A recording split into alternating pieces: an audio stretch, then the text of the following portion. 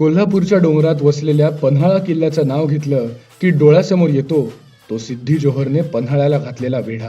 त्याला शह देण्यासाठी छत्रपती शिवरायांनी मांडलेली युगत आणि लाख मेले तरी चालतील पण लाखांचा पोशिंदा जगला पाहिजे असं म्हणत सलग 18 तास बाजीप्रभू देशपांडे आणि बांदल सैन्याने लढवलेली घोडखिंड जी त्यांच्या बलिदानाने पावन झाली.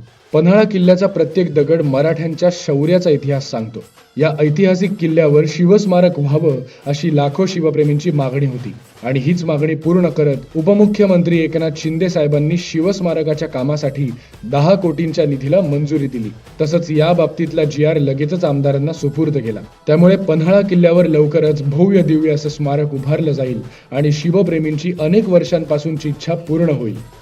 शेवटी या राज्यातल्या शिवभक्तांच्या शंभू भक्तांच्या ज्या भावना आहेत त्याच भावना एकनाथ शिंदेच्या पण आहेत.